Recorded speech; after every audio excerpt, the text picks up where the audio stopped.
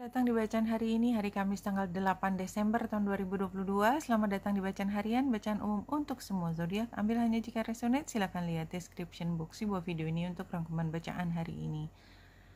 Hari ini adalah bulan purnama di Gemini dan bulan conjunction dengan Mars retro di 16 derajat pukul 12 siang waktu Indonesia bagian barat. Jadi pukul 12 siang bulan 12 ya, dan kalau aku lihat di sini juga matahari yang ada di Sagittarius. Kalau di chart western ini Venus masih ada di Sagittarius juga, masih ditemani Venus. Dan walaupun masih bisa dibilang conjunction karena bedanya sedikit antara Venus dan Merkurius, mereka conjunction tapi di dua area yang berbeda. Si Merkurius sudah masuk ke Capricorn dan energinya sudah mulai, kalimat kita sudah semakin teratur ya, ucapan kita semakin terarah, kita semakin paham dengan apa yang ingin kita sampaikan. Dan ini 26 derajat 57 menit Pluto, 26 derajat 29 menit Lilith itu juga derajatnya hampir sempurna nempel walaupun dia oposisi, ditambah dengan Jupiter yang sextile dengan Pluto di 29 derajat 8 menit Pisces.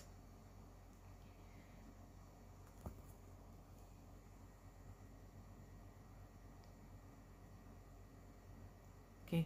Jadi secara umum apa yang ada pada hari ini, saya perlu lihat lagi ya.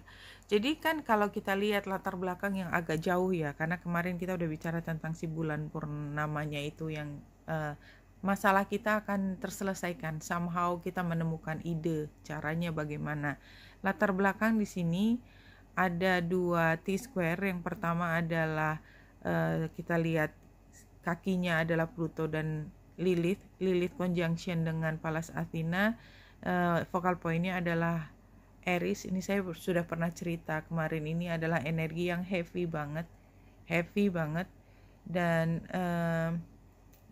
si Aries ada di Aries sudah lama dan dia memang akan lama di situ. Jadi ada hal yang sedang burning ya, sedang ingin meledak sebenarnya, tetapi dia mampu mencari cara untuk meledaknya itu sebisa mungkin, collateral damage-nya sesedikit mungkin, karena ini adalah problem yang cukup panjang sehingga memberi kesempatan kepada banyak pihak yang terlibat untuk belajar perlahan-lahan bagaimana memitigasi masalah tersebut walaupun tetap akan dihadapi, something like that.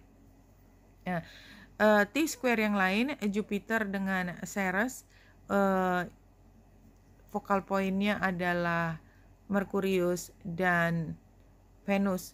Kalau ceritanya di sini adalah ketika sang pemimpin itu harus mengambil keputusan penting yang berpengaruh pada orang-orang yang dipimpinnya terkait dengan pemasukannya, kesejahteraannya, merasa cukup atau tidak.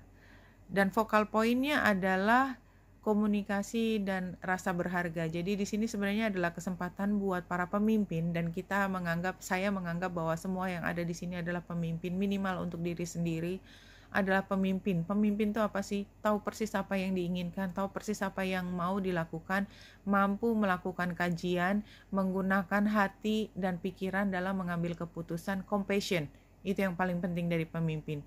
Nah, apa yang diputuskan itu terkait dengan keuangan atau yang tadi saya cerita, kesejahteraan. Kalau secara psikologis merasa cukup, merasa happy, content gitu ya.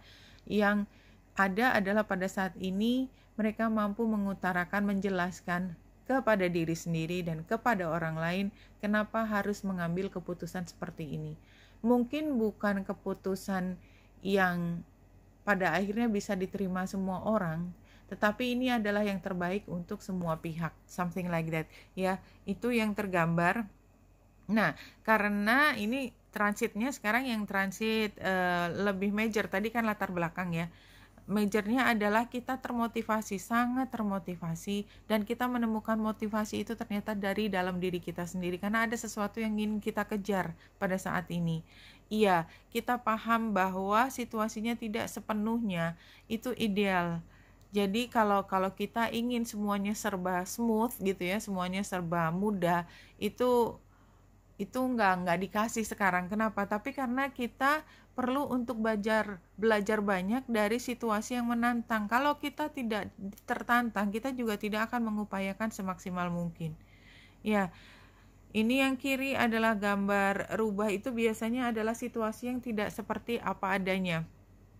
Atau kita sebenarnya masih butuh satu langkah untuk mengkaji lebih dalam, di mana kita menggantungkan diri kita kepada tim kita, pada teman-teman kita, pada orang-orang yang bekerja sama dengan kita, di tempat di mana kita merasa dinaungi, di tempat di mana kita merasa di dalam safe harbor itu.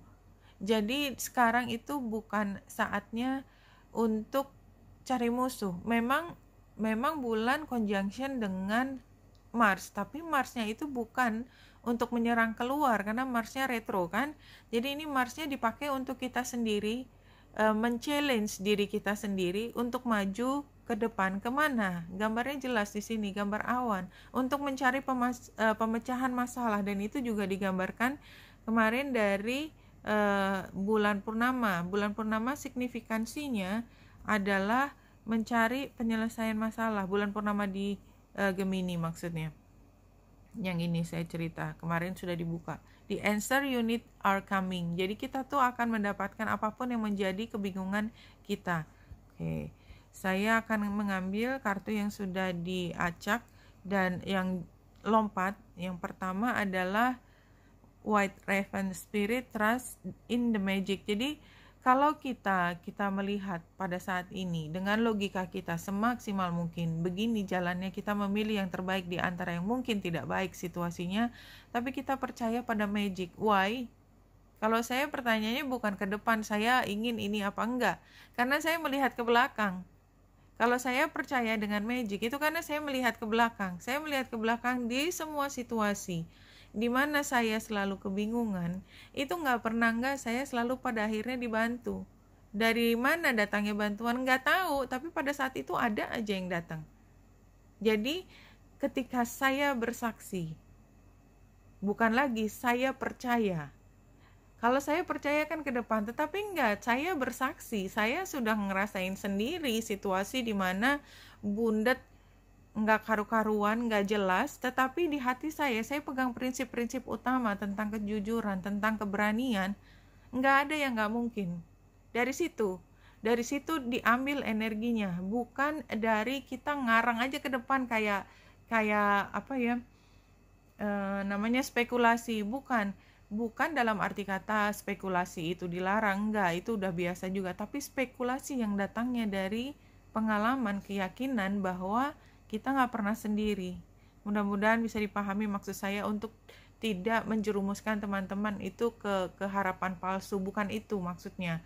Maksudnya adalah kita punya keyakinan dan koneksi itu yang penting. Koneksi itu ya, bukan kita spekulasi ya mudah-mudahan, tetapi kita tidak melakukan apa-apa. Enggak, kita tetap memaksimalkan semua upaya yang kita bisa dan yakin bahwa setiap langkah positif, setiap keberanian dan kejujuran itu selalu ada hadiahnya, something like that. Nah, ini protection, si previous events tuh saya kayak ngelihat masa lalu, saya dengan sangat yakin mengatakan bahwa saya terproteksi. Dan kalau misalnya yang paling gampang aja, tiba-tiba udah kan saya naik motor biasanya kan, tiba-tiba hujan deras, saya cuma bilang lindungi saya gitu, apapun yang terjadi. Dan biasanya saya merasa melihat sinyal bahwa saya berada di dalam lindungannya gitu. As simple as that ya. Terus kemudian current situationnya adalah openness di sini, secret of the moon, exactly ini bulan purnama gambarnya ya. Jadi ada cerita yang akan muncul di saat tertentu demi waktu. Sebenarnya semua datang demi waktu gitu ya. Kapan itu ya terserah, ceritanya mau dibikin jelas ya demi waktu gitu. Blessings, iya, Holy Spring. Holy Spring ini kan menggambarkan kesejahteraan, ketenangan, rileks, kebahagiaan, ya, dan kecukupan. Saya pikir ini gambarnya Ceres tadi, Ceres tadi ya. Kita tuh mendapatkan semua apa yang dibutuhkan. Tinggal kita mau bersedia untuk tenang nggak? Tenang, relax gitu loh. Nggak panik sendiri gitu di suasana yang spring tadi.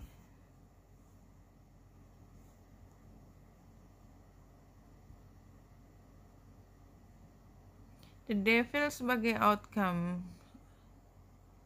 This is tricky. Saya lihat dari tulisannya aja. Uninspired, misdirected energy, unfocused. Iya. Jadi energi dari Mars retro yang conjunction dengan bulan itu itu membuat kita menjadi kalau bahasa Jawanya kemerungsung. Sorry. Jadi kayak kita butuh untuk segera bergerak. Tetapi tidak semuanya tahu persis apa yang ingin dilakukan. Jadi kayak ini gimana? Jadi ini sangat rentan. Kita sangat rentan menjadi cemas. Karena ada dorongan begitu besar dan dorongannya tidak selalu bisa diarahkan. Ini kemudian challenge-nya wish fulfillment ini sebagai challenge.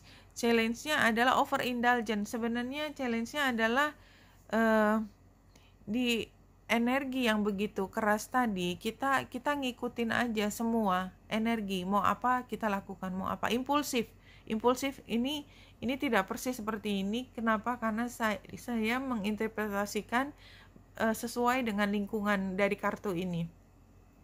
Jadi kita impulsif. Advice-nya ya, King of Swords terbalik. Kita harus mampu untuk menekan impuls tersebut. King of Swords terbalik ini menekan impuls tersebut dan tetap berpegangan pada logika. King of Swords hasilnya adalah mau tidak mau kita memang berada di dalam keterbatasan.